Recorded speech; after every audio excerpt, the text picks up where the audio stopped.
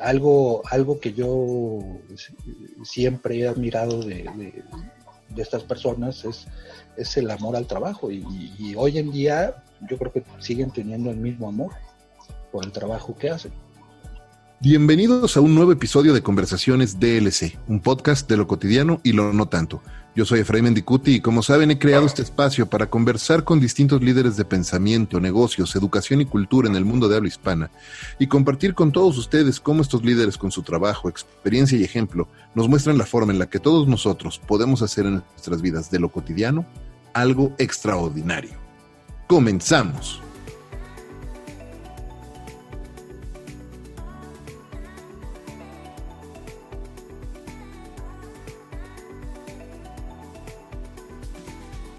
¿Quién no ha soñado, al menos una vez, con romper las ataduras de la vida corporativa y lanzarse a hacer lo que saben hacer de forma independiente? Con más de 30 años de experiencia en la industria de la publicidad, mi invitado hoy hizo justo eso, ya hace algunos años. Y justo de eso, de cómo vencer el miedo a estar solo frente a una industria voraz, de cómo romper paradigmas respecto al trabajo que pensamos que tenemos que hacer y para qué tipo de clientes pensamos que siempre debemos de trabajar. De eso y más vamos a platicar hoy con mi querido amigo, el CEO y fundador de Neodiálogo, Carlos Sánchez. Charlie, viejito querido, bienvenido a Conversaciones DLC. Muchas gracias, Efraín. Aquí estamos, con todo gusto. Qué buena onda que pudimos hacer el espacio. Estamos a distancia, Carlos está grabando desde su casa, yo estoy desde la mía, entonces si por ahí oyen un poco de ruido ambiental, pues son los perros y cosas así, pero gracias, Charlie, por hacer el espacio y qué rica plática vamos a tener. Así será. Oye, pues tenemos ya muchísimos años de conocernos, más de 20, y la tuya, la verdad es que es una historia llena de anécdotas y llena de lecciones importantes. Así es que, para empezar, ¿por qué no nos platicas un poco de cómo empezaste y cuál ha sido el camino que te ha traído hasta este punto en tu vida? Pues mira, como dices, empecé hace ya 30 años y la verdad es que me ha tocado un camino bien interesante, porque cuando comencé a trabajar en publicidad, pues literalmente trabajaba yo como lo que sale en la serie de Mad Men, tal cual. Esas eran las agencias de publicidad, con equipos enormes de trabajo. Yo hacía los memorándums a mano, se los pasaba a la secretaria lo tecleaba, con copias al carbón, y físicamente iba y repartía los memorándums.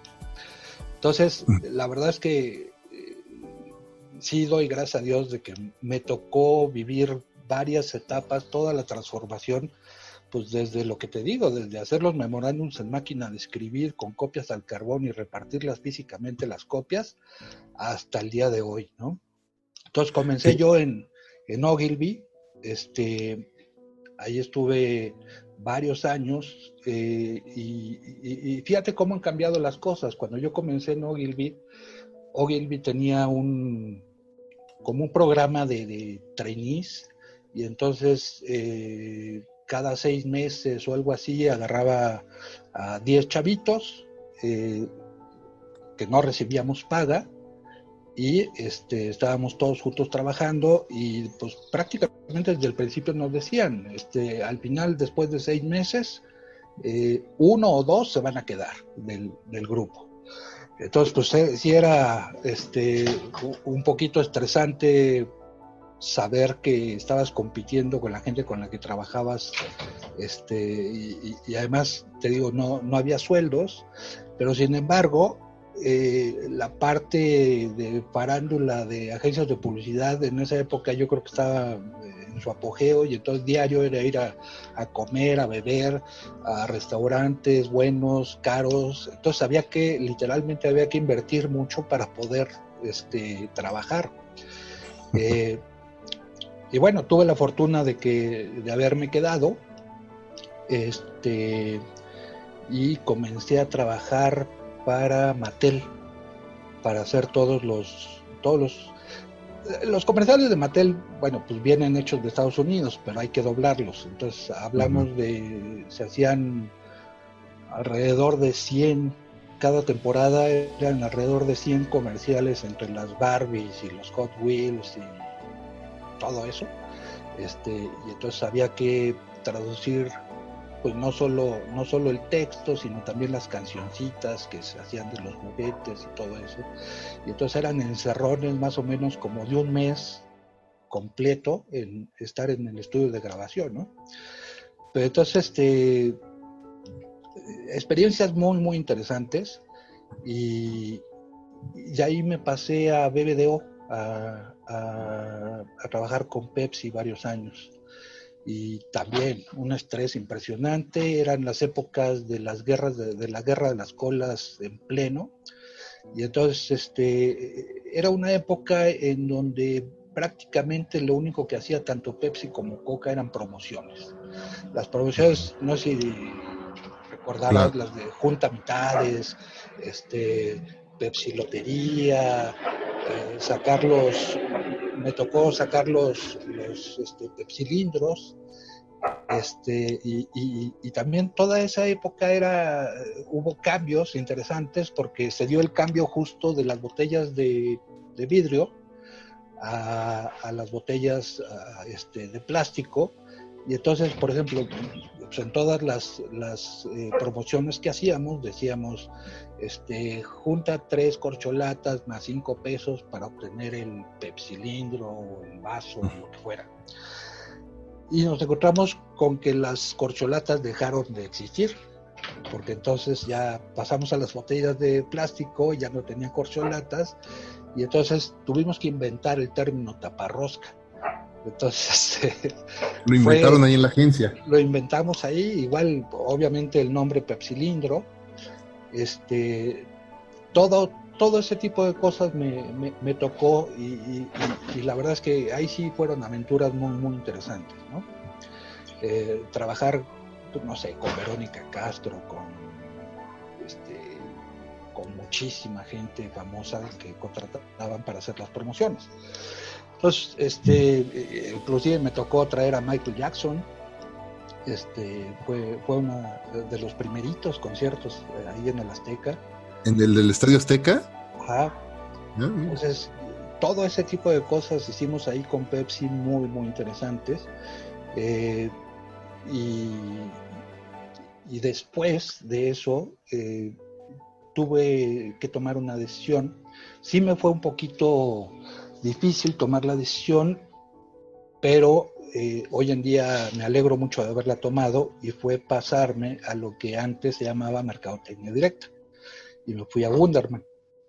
Entonces ahí justamente una de las que había sido clienta mía en Pepsi me llamó, me invitó a Arlene Holden, y me fui para allá. En esa época... ¿Perdón? Déjame hacer una pausa en este momento cuando llegas a Wunderman, porque es justo en la época en la que tal vez un par de años después de que llegaste a Wunderman, llegué yo y ahí nos conocimos. Y correcto. Disclaimer para todos los que nos estén escuchando: Carlos fue mi jefe y mentor en Wunderman durante un buen tiempo, y Arlene también. Entonces, también. Dos personas que respeto y que admiro y que quiero mucho también.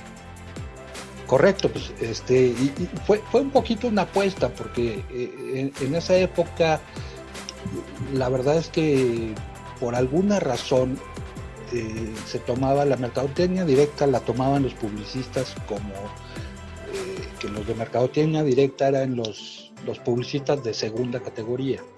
Que mandaban las cartitas, ¿te acuerdas? Nos decían, ustedes mandan las cartitas. Ustedes son los que mandan cartitas, exacto. Entonces se tomaba muy como segunda división de publicidad. Y sin embargo, insisto, la verdad es que empecé a aprender muchísimas cosas muy interesantes, que durante mi tiempo en publicidad general, la verdad, yo sí cuestionaba mucho los resultados, la parte de dar resultados. Muchas veces si sacabas un producto, invertías muchísimo en publicidad, y no se vendía, la agencia normalmente decía, no, pues es culpa de los de ventas, pues la distribución no está bien. Pero la verdad es que no podías medir gran cosa. O sea, sí medías Ujú. el top of mind, ese tipo de mediciones que había, pero finalmente como negocio le faltaba esa parte de medición. ¿Realmente hice yo que se vendiera el producto o no? Y como sabrás, ahí en Wunderman, pues estábamos enfocados en medición de resultados. Ahí Ujú. era, todo lo que hacíamos era medir, todo era medible, cualquier actividad era medible y podíamos decir, bueno, conseguimos tantas personas que vieron nuestras comunicaciones y de ahí finalmente se vendieron tantos carros o cualquier producto, ¿no? Entonces, ahí es donde empecé a comprender la importancia de los resultados. Y pues, como sabes, ahí estuvimos muchos años hasta que se dio la oportunidad de abrir eh, una filial de Publicis aquí en México, de Publicis Dialog, en México, y me fui para allá y volvimos a trabajar juntos ahí. Me acuerdo de ese momento cuando empezamos en Publicis Dialog, el primer brief de la agencia para el primer cliente que teníamos en la agencia, lo tuvimos que escribir a mano en un blog de esos de oficio amarillo, porque todavía no comprábamos ni las computadoras. Sí, sí, sí, no, pues empezamos sin muebles, sin computadoras, lo único que había era un ¿De acuerdo? teléfono. Entonces, sí, Ujú. yo me acuerdo en las escaleras, estábamos sentados en las escaleras y pues ahí era donde empezábamos a trabajar, ¿no? Pero Exacto. bueno, como viste, poco a poco se fue formando pues hicimos cosas bien interesantes en ese negocio. Y sí, tomamos clientes interesantes, Cuervo, American Express, Sky, GNP, varios clientes muy, muy interesantes, Scholastic. Scholastic, claro. Entonces, también fue una época de mucho aprendizaje y justo ahí es cuando empieza a darse empieza un poco a entrar el tema digital. Eh, que personalmente yo la verdad es que nunca había pensado meterme en el tema digital. Eh, Llegó Mauricio Patiño con nuevas ideas a empezar a implementar el tema digital. Y bueno, en esas épocas el tema digital pues básicamente era hacer sitios web para las empresas en Flash. Este, que el Flash era la moda. Y Claro. Y bueno, comenzamos ahí es donde empezó el tema de digital en mi mente. Y fíjate que gracias a Dios me encontré una oportunidad más adelante de una empresa mexicana que se llama Naranja. Y Naranja es una empresa regia. Y comencé yo a trabajar en la oficina del DF. Y traían estos cuates ideas muy, muy interesantes, sobre todo pues, la parte digital y celular, y ahí empecé a aprender muchísimo. Yo metí la parte de planeación de mercadotecnia para las ideas que traían ellos, y fue un cambio radical para mí porque empezamos a trabajar con clientes como por ejemplo Pedro Torres con Big Brother y y Big Brother en esa época básicamente lo que hacía era, o sea, el modelo de negocio era que tú hablabas por teléfono y votabas. Ujú. Eh, Sin embargo, empezaron a tener muchos problemas porque resulta que el niño en su casa marcaba 50 veces y entonces los papás se enojaban y entonces Telmex empezó a limitar mucho y creo que permitían hasta 20 votos al mes, algo así. Y entonces lo que hicimos nosotros fue empezar a ampliar el modelo de negocio para ellos. Fuimos los primeros en México en dar el servicio de mensajes por SMS lo que después se puso mucho de moda de manda un mensaje al 2323 y recibe fotos de no sé qué. Ajá, Eso, ajá. fuimos los primeros en México en hacerlo, obviamente con Telcel, pero no existía ese servicio antes de que se les ocurriera a los de Naranja. Y entonces lo hicimos para Big Brother, precisamente. Entonces tú te podías suscribir y recibías la foto del día, la foto más candente del día de Big Brother, ¿no? Y adicionalmente empezamos también a meter los pagos a través de Internet, que pues, digo, si aún hoy en día hay un poquito de miedo de meter tu tarjeta de crédito, imagínate en esas épocas, era todo un reto y sin embargo funcionó de maravilla y la gente empezó a comprar votos a través de internet con su tarjeta de crédito, y se triplicó el negocio de Big Brother. Entonces, empezamos a hacer mucho ese tipo de cosas.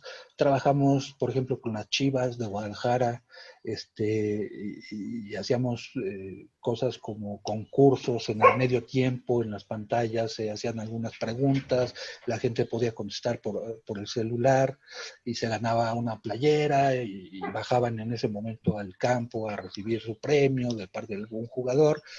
Entonces, la verdad hicimos muchísimas cosas que, que hablando de cuando estaba en publicidad, pues jamás se me hubieran ocurrido, ¿no?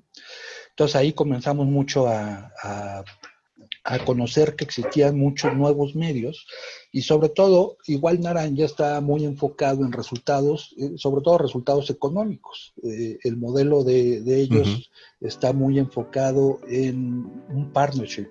En lugar de que me pagues una iguala o un fee, ellos lo que hacían es la mitad de lo que yo haga que tú ganes es para mí.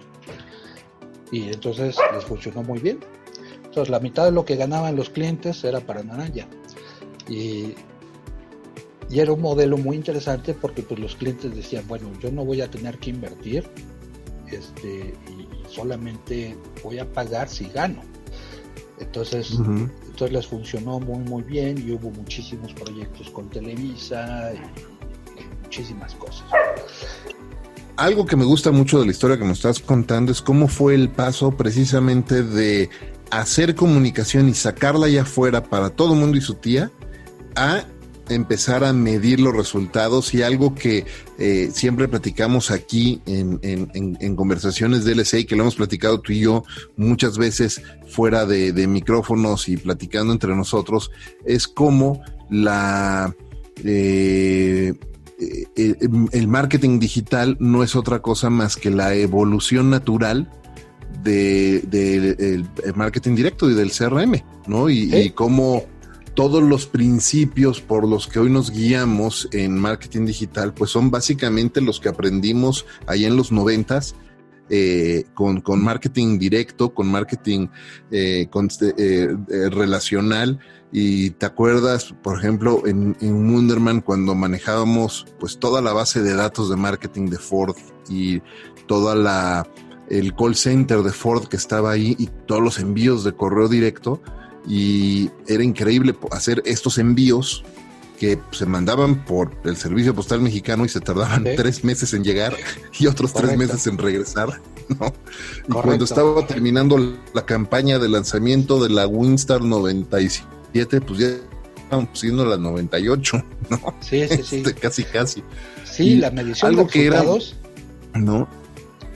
La medición de resultados sí era eficaz, pero muy lenta. Tienes toda la razón. Era lentísima, ¿no? Y me acuerdo esos reportes que trabajábamos de los resultados del call center y de las campañas, y eran unos reportes, unos engargolados de páginas y decenas de páginas para analizar todo, y se imprimían ahí en esas impresoras de forma continua, ¿te acuerdas? Y se tardaban sí. días, literal, en imprimir los resultados. Y hoy por hoy creas tu campaña con los mismos principios, la lanzas, aprietas un botoncito y prácticamente en tiempo real puedes empezar a medir lo que está sucediendo. Correctísimo. O sea, totalmente de acuerdo. Pero los principios, Charlie, estarás de acuerdo también, son exactamente los mismos. Sí. De hecho, hoy en día yo lo que aplico muchísimo y es el elemento que trato de hacer que sea un diferenciador contra otras compañías, pues es justamente eso, el aplicar todo lo que conocimos de los programas de lealtad, aplicarlo a los medios digitales. Todas las herramientas, Uh-huh. para mí un modelo perfecto para generar un programa de lealtad son las redes sociales. O sea, realmente a través de las redes sociales tú puedes establecer un contacto directo con cada uno de tus consumidores, que te pregunten, que tú les puedas responder, que te puedan pedir cosas y que tú se las puedas dar. Entonces, toda esta parte que nosotros buscábamos con los programas de relacionamiento de antes siguen siendo totalmente vigentes, lo que cambian son los medios. Pero, pero la verdad es que yo sigo aplicando todos los principios día con día. Me encanta eso. Oye, Charlie, vamos a meter un poquito de la acelerada, nos vamos a brincar de repente. O bueno, antes de irnos a esa parte, algo que quería tocar contigo es que a lo largo de tu carrera, tú has trabajado con algunas de las personas más destacadas de la industria, de la industria publicitaria en México. Y no solo en eso, porque por ahí hay una anécdota que no mucha gente sabe, o bueno, ya no sé si mucha gente sabe o no, pero además eres rockero y tocabas con una persona muy famosa antes. ¿Con quién tocabas? ¿Y qué tocabas? No, bueno, pues en los 80s, en mi juventud, como todo buen ochentero, todos queríamos tener nuestro grupo de rock y yo toco la guitarra y entonces tuve la suerte de que en mi escuela estaba estudiando con Rubén Albarrán, el vocalista de Café Tacuba. Y entonces, pues con él, ahora sí que iniciamos juntos nuestras carreras musicales, tocamos varios años juntos, eran tocadas en las escuelas y en diferentes auditorios y cosas así. Sí, tuvimos alguna fama por acá por satélite, pero sí, muy, y todavía, fíjate, algunas de las canciones que teníamos ya las subí a Spotify, ya están por ahí, algunas Ah, canciones bueno. con Rubén, pero sin Café Tacuba, sino con nosotros. Oye, pues luego pásame la liga para ponerlo en las notas de este episodio. Sería súper rico escuchar esa música, Sí, por esas supuesto, rolas. claro que sí. Oye, y bueno, regresando al tema de la industria, bueno, antes, ¿por qué o cómo fue el paso que hice de cambiar de la música a la publicidad? ¿Qué era lo que estabas buscando? Y después seguimos con la otra plática. Pues mira, sí llega un momento en donde te empiezas a cuestionar, ¿realmente voy a poder vivir de esto? Terminas la escuela, terminas la universidad y empiezas y dices, una de dos, o tomo un trabajito que me permita dedicarme a la música y sobrevivir, o de plano de una vez tomo la decisión.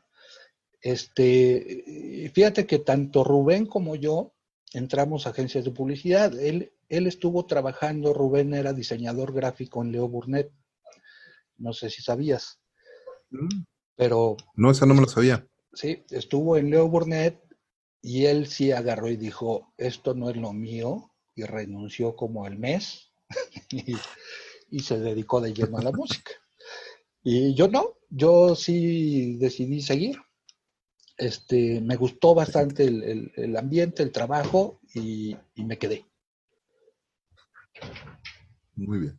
Oye, déjame regresar a la pregunta anterior. Te decía que a lo largo de tu carrera has trabajado con algunas de las personalidades más destacadas de la industria. Personas que han ganado reconocimiento internacional incluso y gente que incluso ha logrado varios premios, que hoy son directores o CEOs de agencias transnacionales en un holding, etcétera. Y con los que creciste al mismo tiempo, ¿no? Y tú fuiste una pieza clave en muchísimos de los logros y de los reconocimientos que esas agencias han logrado, me consta, ¿no? Sin embargo, también me consta que siempre has mantenido un perfil mucho más discreto y mucho más humilde y mucho más sencillo que otras personas. Y eso es algo que yo respeto y admiro mucho, porque creo que la industria de repente está plagada de muchísimos egos. ¿Cuál ha sido tu enfoque y tu estrategia para conservar esa humildad en tu trabajo? Mira, yo soy muy, muy honesto. Yo, no quisiera que el tema se tornara, polémico, pero yo no creo en los premios. Sin embargo, muchísimas agencias basan su éxito en premios.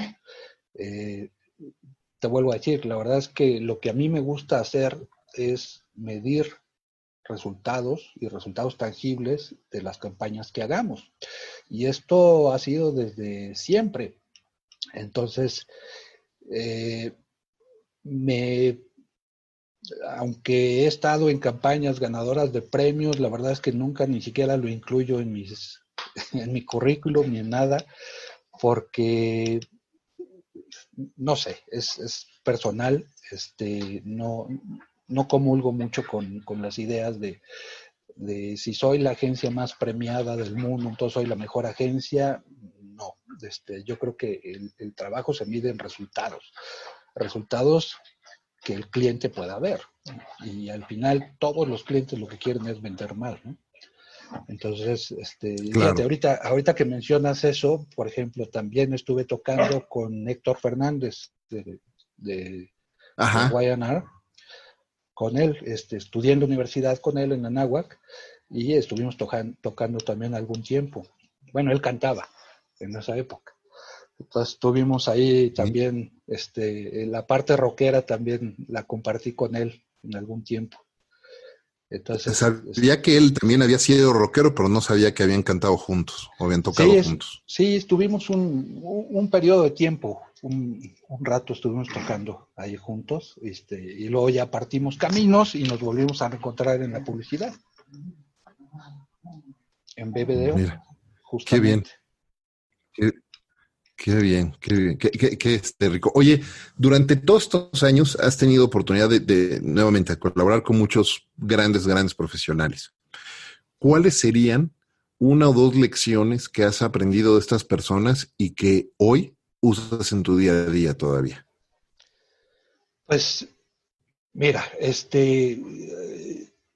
las personas que yo he conocido y que les ha ido de maravilla, siempre han amado su trabajo. Eh, yo te puedo decir que un Carlos Vaca, este, pues yo lo conocí hace muchísimo tiempo, inclusive pues nos íbamos juntos, porque eran las épocas del no circula, entonces éramos vecinos, nos íbamos juntos al trabajo, y es gente que desde siempre ha amado su trabajo, aman su trabajo, y no es gente que van a trabajar porque tienen que trabajar y porque tienen que ganar dinero.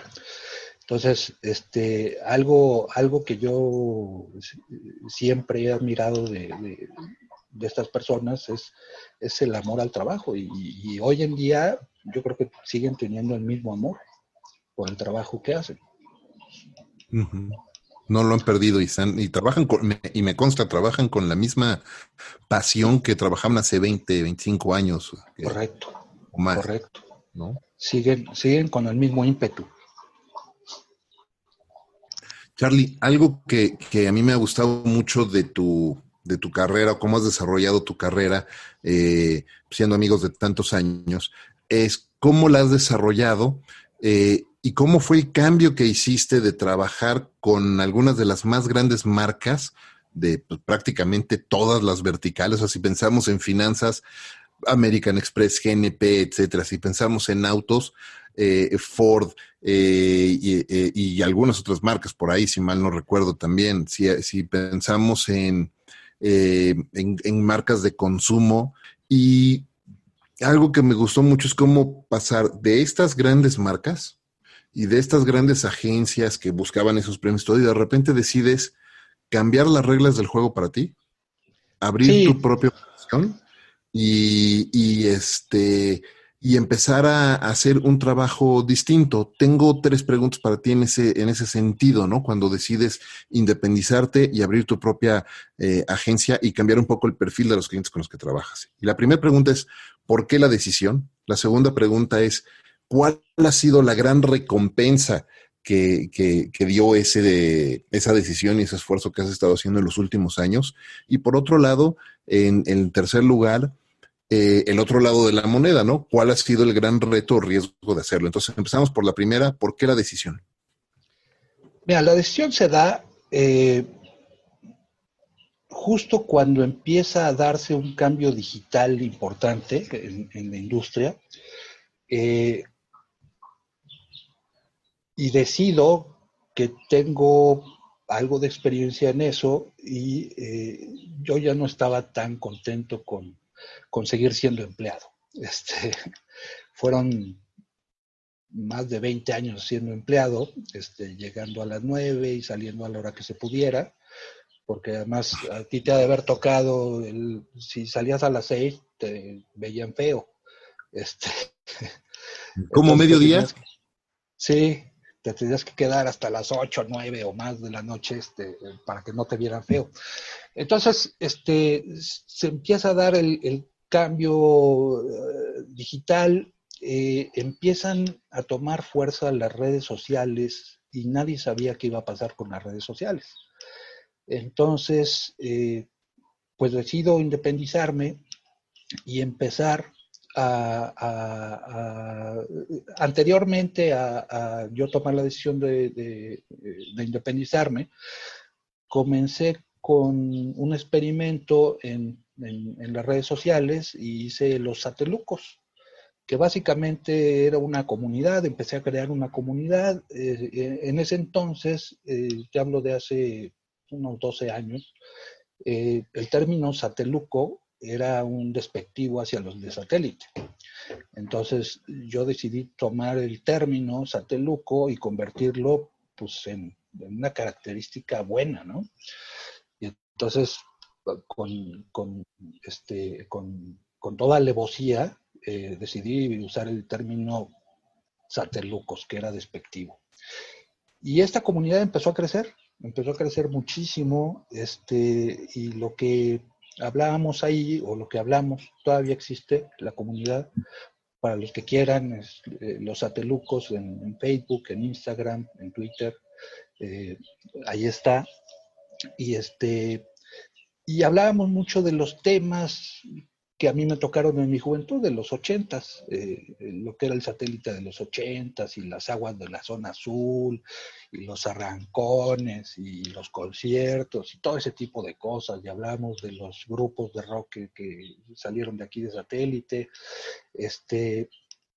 Y entonces empezó a crecer muchísimo y eso me dio también un poquito las tablas para decir, bueno, se puede generar comunidades y estas comunidades pues, también se pueden hacer para una marca.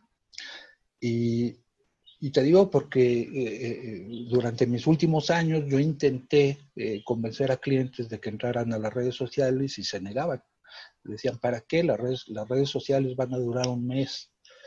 Y al rato es una moda pasajera y ya dentro de 6 meses ya ni quien se acuerde de ellas. Y sin embargo, pues bueno, ya hemos visto que no es así. Entonces, sí, toma la decisión de cambiar y empezar un camino que al principio pues sí era difícil en el sentido de que los clientes pues todavía no encontraban ningún valor en las redes sociales y, y los pocos que decían, pues sí, yo sí voy a entrar a las redes sociales, pero lo va a manejar mi secretaria. O sea, ¿para qué quiero pagarle a alguien para que las maneje? Es muy sencillo.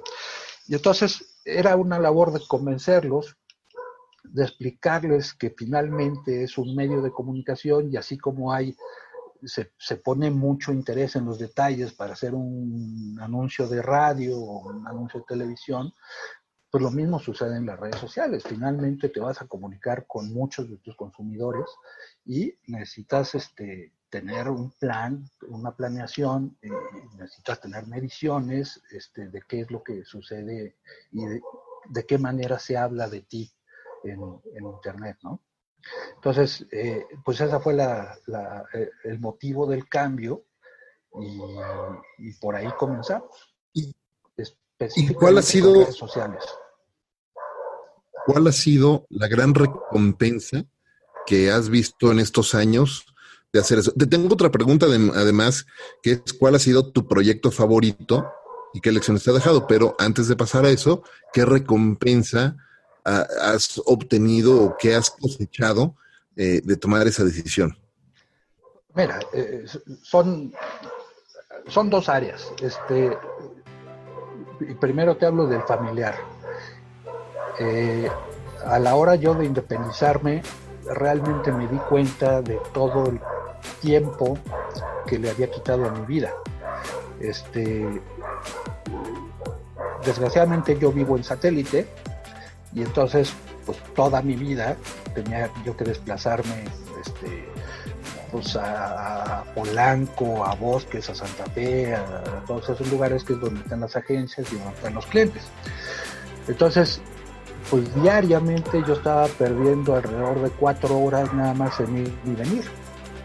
4 horas que son perdidas totalmente. No tienes más que, lo único que haces es manejar. Entonces, eso la verdad es que me cambió la vida. Yo tengo mis oficinas aquí en satélite y espero no cambiarlas. Y entonces en 5 minutos yo estoy en mi oficina. Yo salgo, en 5 minutos estoy en mi oficina. Si requiero hacer algo, lo puedo hacer. Me puedo dar mucho más tiempo para convivir con mi familia. La verdad es que han sido ya 10 años en que pues, me he compenetrado muchísimo más con mi familia. Vacacionamos mucho más, y sí me doy el tiempo de poder convivir con ellos, ¿no? Entonces, desde el lado familiar fue una ventaja impresionante. Por fin conocí lo que puede ser la vida familiar. La había abandonado yo totalmente. Oye, qué importante lo que mencionas, porque en la vida corporativa, y creo que mucho esto se exacerba todavía más en la industria publicitaria en particular, y sobre todo en las agencias de holding, ¿no? de grandes grupos, se empieza a crear la impresión o la idea de que el concepto de éxito es quien más sube o más alto sube en la escalera corporativa, o quien más premios tiene, o quien más cuentas gana, o quien creció la cantidad de facturación, distintas cosas, ¿no? Y hay una plática maravillosa del profesor Clayton Christensen, que ya falleció el mes pasado, un profesor de Harvard, de la Escuela de Negocios de Harvard, y uno de sus TED Talks decía o hablaba de la gran importancia de entender cuál es la forma en la que vas a medir el éxito en tu vida, de verdad.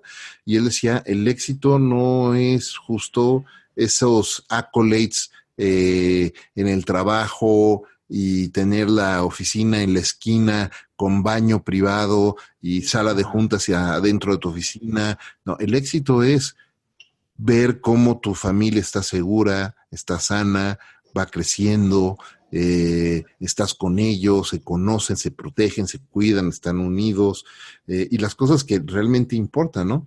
Y me lleva eso a recordar un momento en el que un jefe, que no diré su nombre para no herir susceptibilidades, pero me acuerdo que en alguna ocasión mi hija se puso mal, ¿no? Y me habla mi esposo, me dice, oye, se puso mal, necesitamos llevarla al doctor, y casualmente iba yo caminando por afuera de la oficina de este jefe, en una agencia, y le dije, oye, mi hija se puso mal, me necesito ir, me voy al doctor. Y me acuerdo que su respuesta fue, ¿por qué no tiene mamá? Sí, se da muchísimo eso, ¿eh? ¿No? Sí tiene mamá y también tiene papá, y su papá va a llevarla al doctor, y me fui, ¿no? Y algo que admiro mucho ahora, viendo la forma de vida que has construido en los últimos 10 años, es justo lo que dices, ¿no? Cambiaste tus estándares de éxito.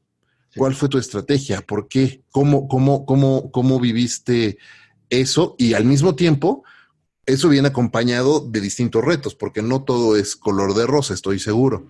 ¿Cuáles han sido los retos o el precio que has pagado a cambio de esa nueva forma de vida y de medir tu éxito en la vida? Mira, el primer reto fue un golpe de ego que me di durísimo. Cuando salgo yo de mi vida corporativa, pues yo decía, bueno, tengo una carrera de muchísimos años, conozco a muchísima gente, va a ser sencillo conseguir clientes. Y la verdad es que no fue nada sencillo.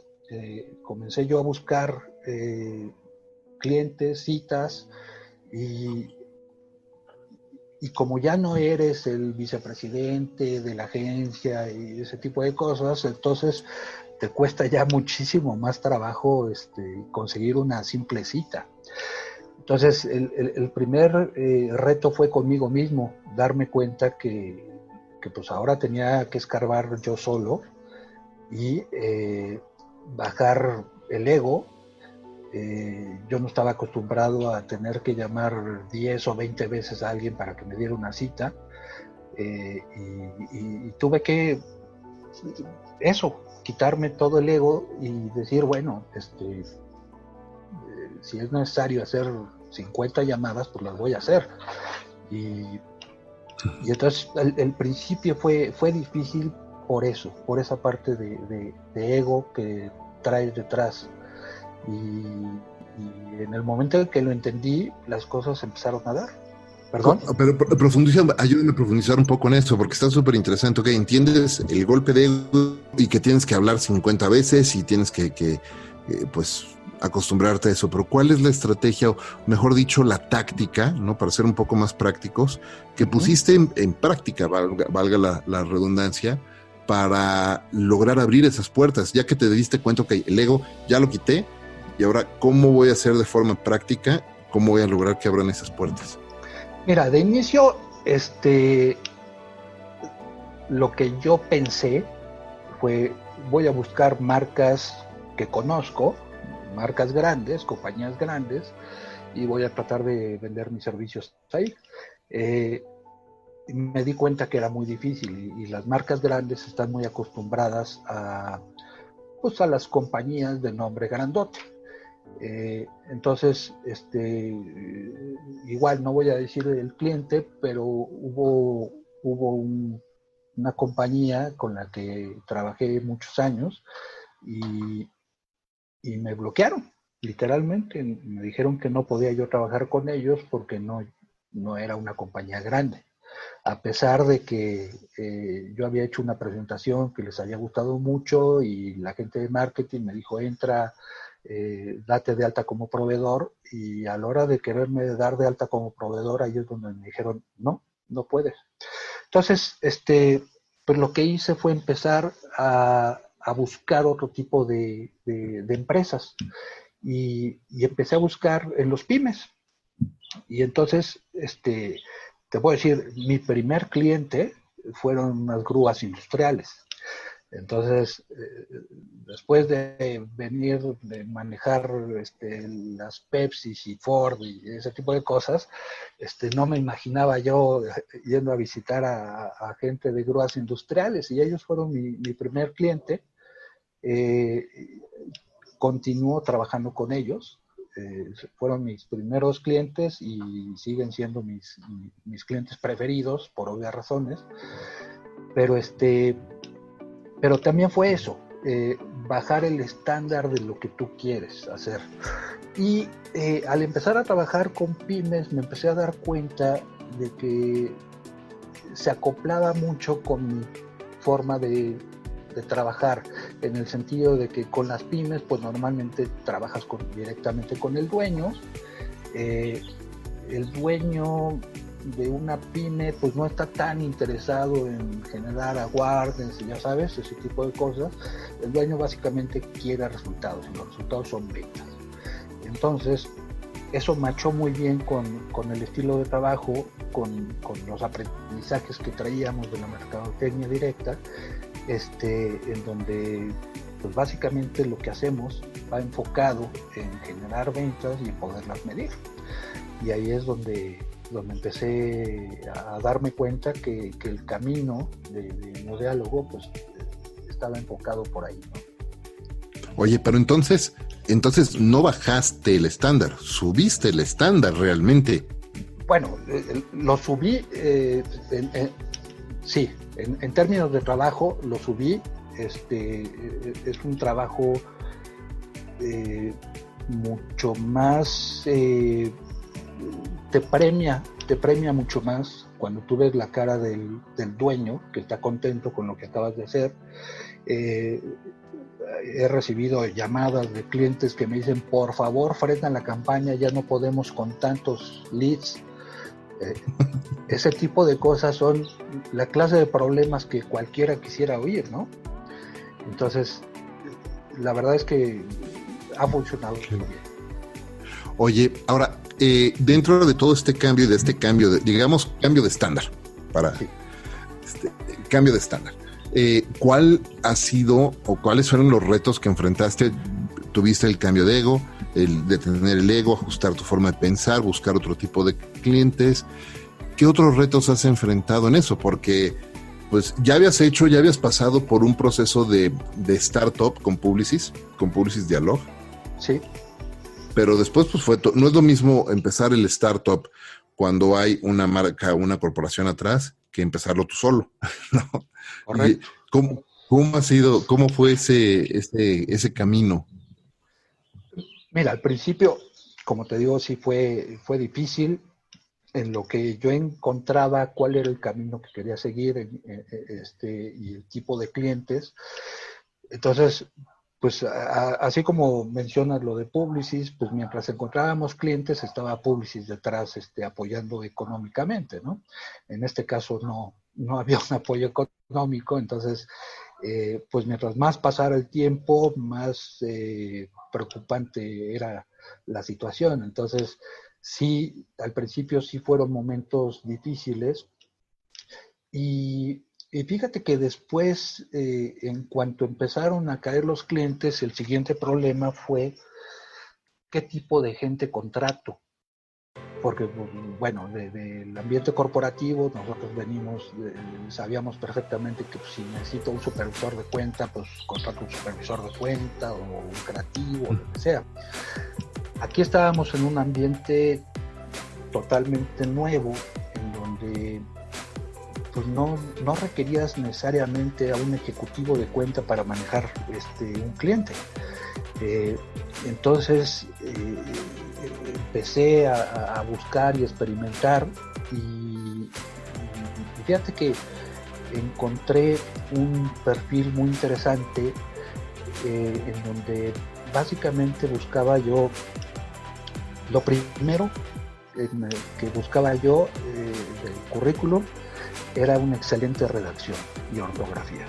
Era lo primero. A partir de eso, si no tenían así 100% de buena redacción y ortografía, ya lo descartábamos. Si sí la tenían, buscaba yo que tuvieran conocimiento de diseño. Y fíjate que costó un poco de trabajo, pero sí empecé a encontrar mucha gente que tanto redactaba muy bien y que además tenían conocimientos de diseño. Y así es como comenzamos. Esa fue la parte un poco más difícil, pero empecé a conseguir este perfil y se empezó a adaptar muy bien. Al principio con pocos clientes, pues la misma persona que era el community manager realmente hacía todo, hacía el diseño y hacía el texto y también se encargaba de responder y de todo esto, ¿no? Ya después fuimos avanzando y bueno, ya hubo que contratar diseñadores, pero sigo con con el tema de para contratar, cualquier persona que contratamos tiene un 100% de ortografía y redacción. Oye, una pregunta muy táctica que no nada más es exclusiva de una agencia, pero sí aplica para cualquier emprendedor. Es ¿cuál ha sido tu aprendizaje y la forma de trabajo respecto a facturación y cobranza? Porque es uno de los retos más grandes que tiene cualquier persona cuando se independiza y pone su propia operación, porque sobre todo en una industria donde la práctica común es te mando a 60 días, 90 días tu pago. ¿Cómo ha sido? ¿Cómo ha sido ¿Cómo ha sido tu experiencia y qué has aprendido a lo largo de 10 años? Porque además, esto es de reconocerlo, Charlie, esto es súper importante. El promedio de sobrevivencia de una pyme que arranca en México es de 2 años. Tú llevas 10 con Neodiálogo. Entonces, eso ya en sí mismo es un gran logro.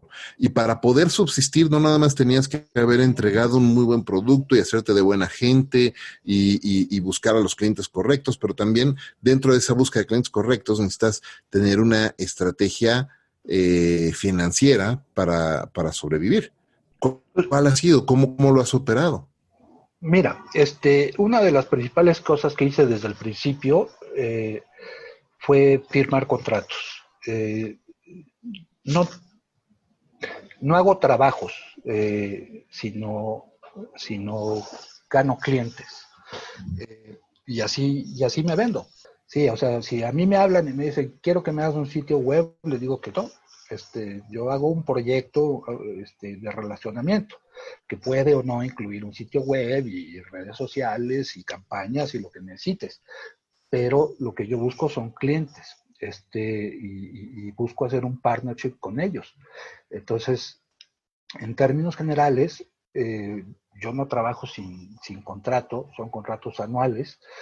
Cuesta trabajo, cuesta mucho más trabajo vender un proyecto, un compromiso a un año, o al menos, o que sea de al menos un año, pero te da mejores resultados, porque de entrada el cliente está mostrando compromiso con el proyecto que te va a dar y segundo, pues a mí también me da la seguridad de tener estos ingresos y poder tener al personal para atender al cliente, ¿no?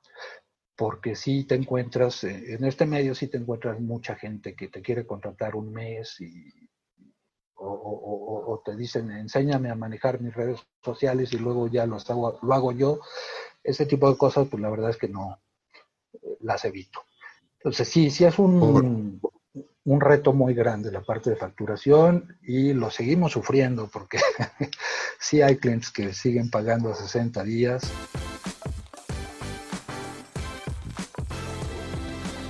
Algo que me parece que es súper importante que tomen en cuenta las personas que nos están escuchando, que a lo mejor están pensando en independizarse, poner su propia empresa, y algo muy importante que acabas de decir es eso, no hacer chambitas, porque creo que uno de los grandes errores que se cometen en economías o mercados como el de México es que mucha gente se independiza para autoemplearse.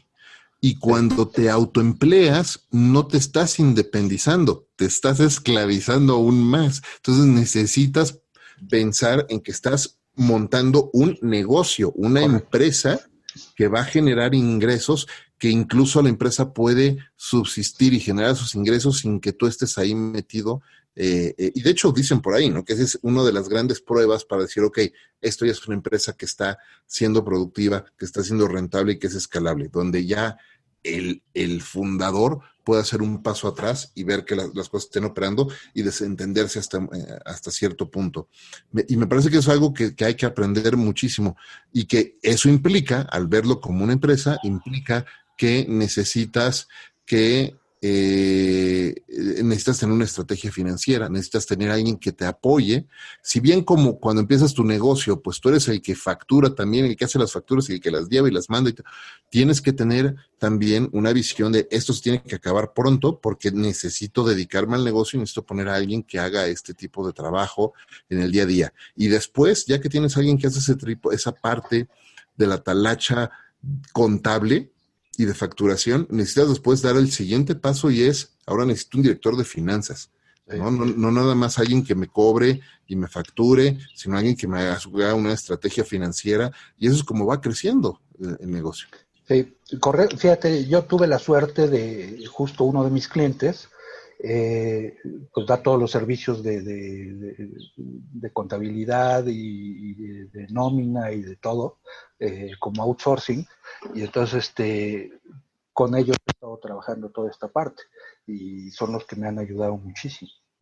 Buenísimo.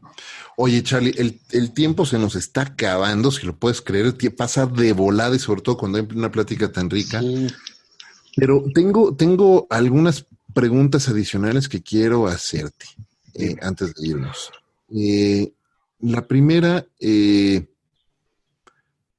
¿cuál es, ahora, después de estos 10 años de haber emprendido tu propia agencia y de haber creado una nueva forma de trabajo para ti, tú crees o cuál es la ventaja o qué ventaja le ves a tu nueva forma de trabajo respecto al futuro del trabajo al que nos estamos enfrentando y que ahora temas como coronavirus y temas que están sucediendo ahorita nos están acelerando? ¿Cómo te sientes como con una ventaja en cuanto a aprendizajes o qué le aconsejarías tú a nuevos emprendedores o incluso a personas en la vida corporativa también adoptar esa nueva forma de trabajo? Mira, una de las cosas que aprendí ahora eh, siendo emprendedor o empresario, este, es que también la demás gente, tus empleados, tienen vida. Entonces, así como yo descubrí que puedo trabajar y tener una vida familiar formidable, lo aplico también en la empresa. En la empresa, físicamente, trabajamos de 9 a 2 de la tarde. Y a las 2 de la tarde todo el mundo se va a su casa, se va a donde quiera. Sobre todo la generación nueva, los millennials, los conoces, son muy emprendedores. Entonces, gente que trabaja conmigo siempre tiene algún otro proyecto. Eh, hay quien está muy metido en ecología, hay inclusive alguien que vende mezcal, produce su mezcal y lo vende. Hay, hay una persona que escribe y ha publicado libros. Entonces, eh, lo que he hecho es buscar gente, primero, que vivan aquí. Y fíjate que me ha caído mucha gente que muy talentosa, pero que viven en el sur. Y les digo, mira, parte de la gracia o de lo importante que yo doy aquí es que tú puedas tener tu vida. Entonces busco gente que trabaje o que viva muy cerca de la oficina. Trabajamos físicamente, insisto, mediodía, pero eso no quiere decir que cuando se van a su casa se olvidan del trabajo. Pero el trabajo que nosotros hacemos nos permite seguir trabajando desde casa. Entonces, algo que nosotros tenemos muy, muy en cuenta es que las redes sociales cuando más empiezan a mover es alrededor de 7 8 de la noche.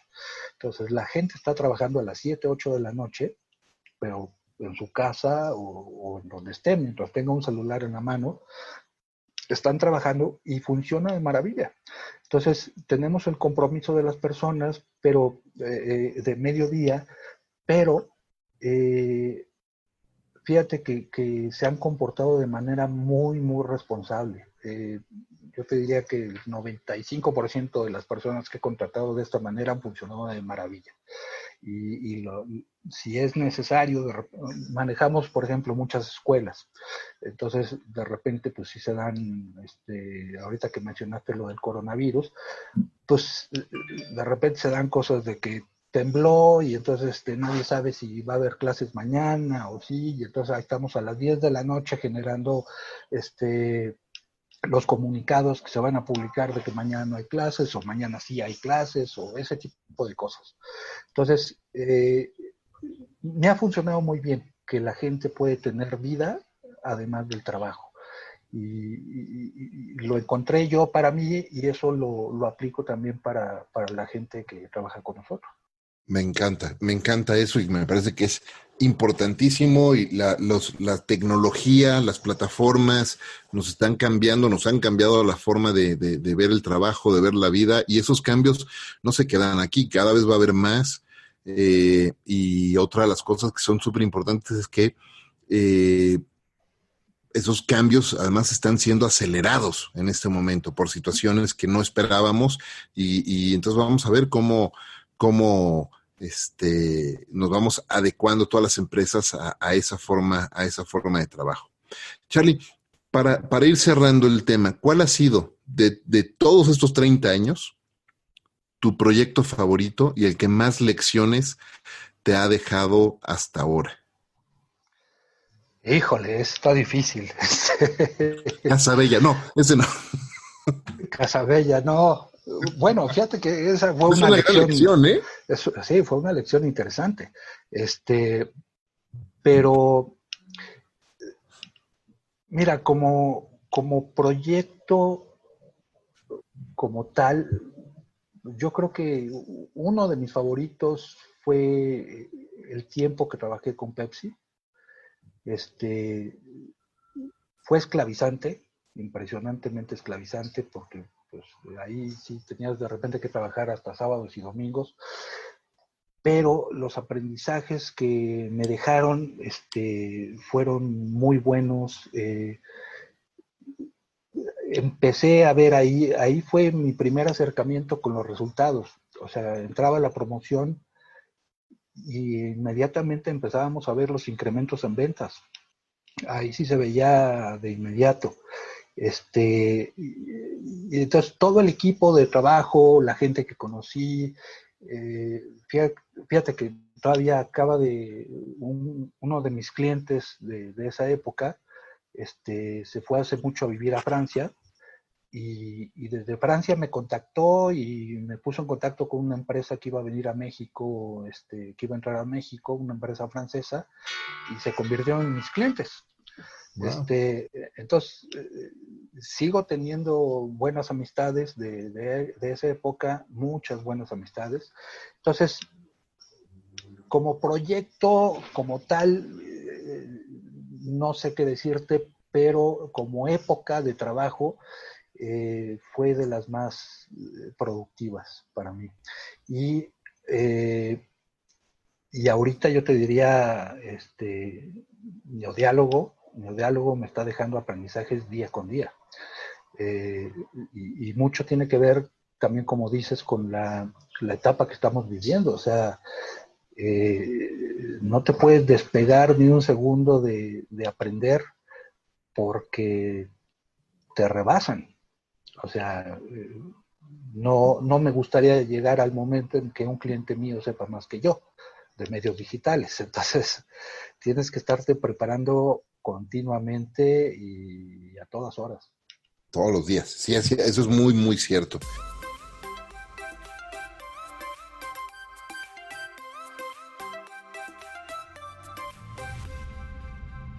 Charlie, ¿dónde las personas que nos están escuchando pueden conectar contigo si quieren conocer o aprender un poco más de ti, conocer sobre Neodiálogo? ¿Cómo contactar contigo? Pues mira, estoy en LinkedIn como Carlos Sánchez Avilés. La página de Neodiálogo es neodiálogo.mx.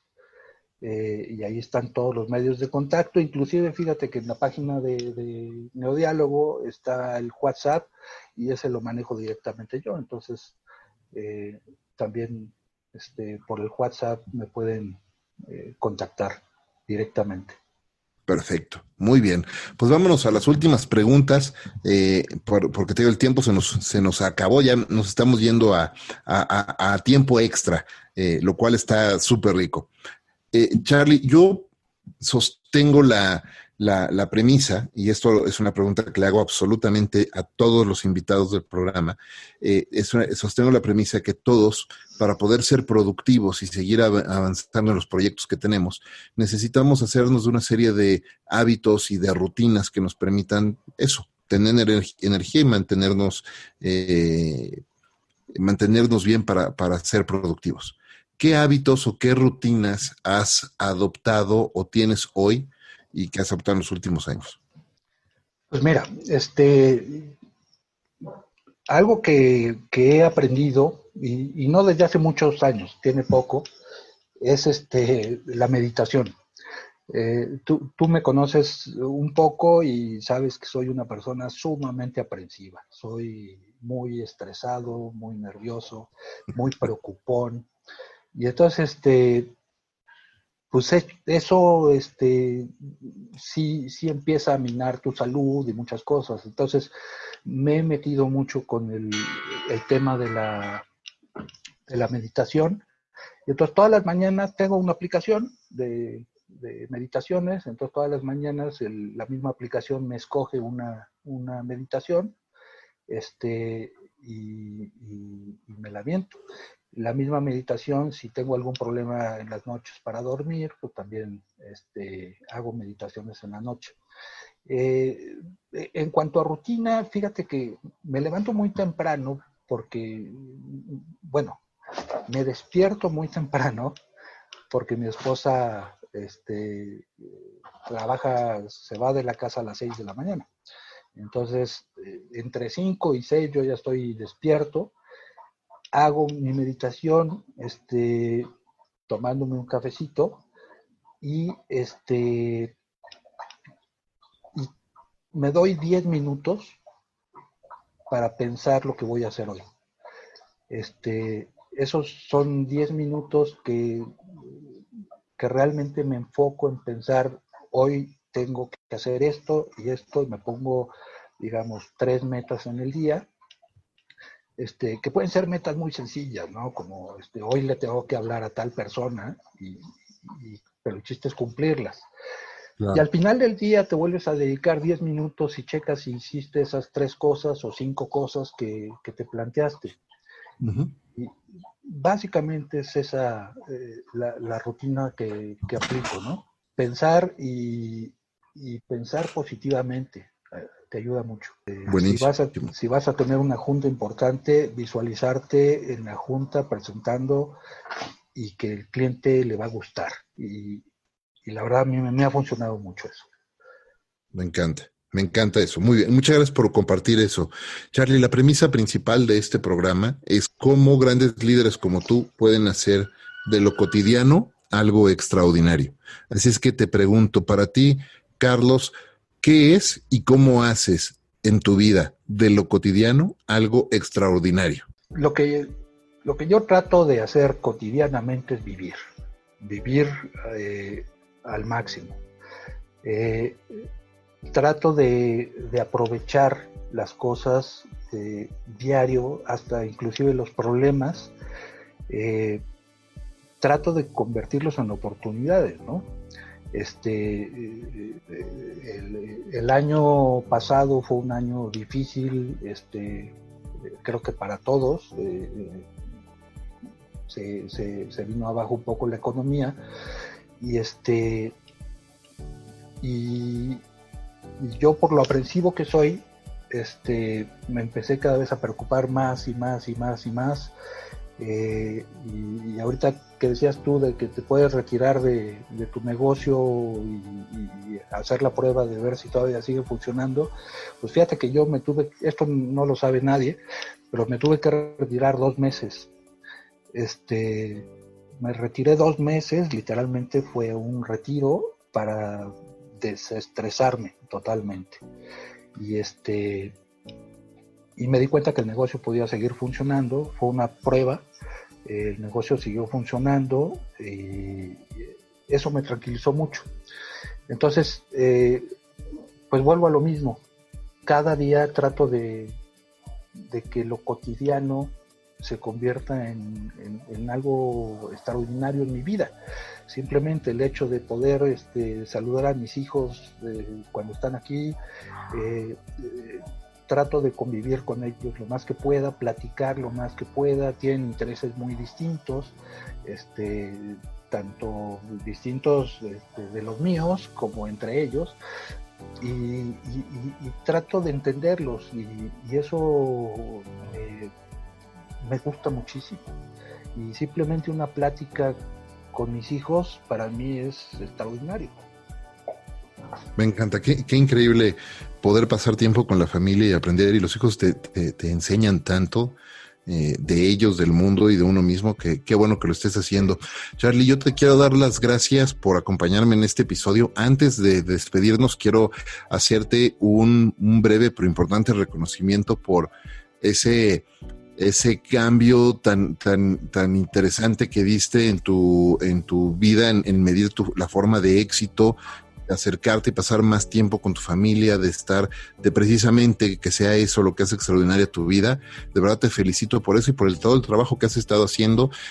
Siempre te he reconocido como un mentor, lo hemos platicado muchas veces. Muchas gracias por todo eso y gracias por acompañarme en este episodio.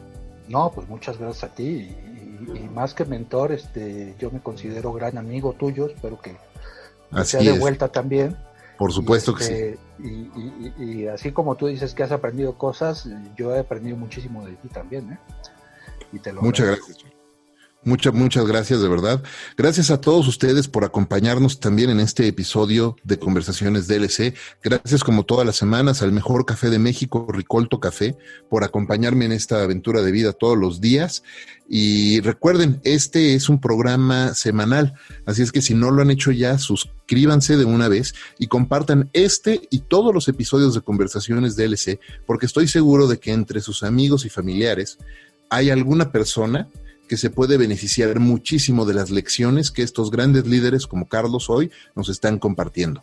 Muchísimas gracias. Yo soy Efraín Mendicuti, esto es Conversaciones DLC y los esperamos en el siguiente episodio. Hasta la próxima.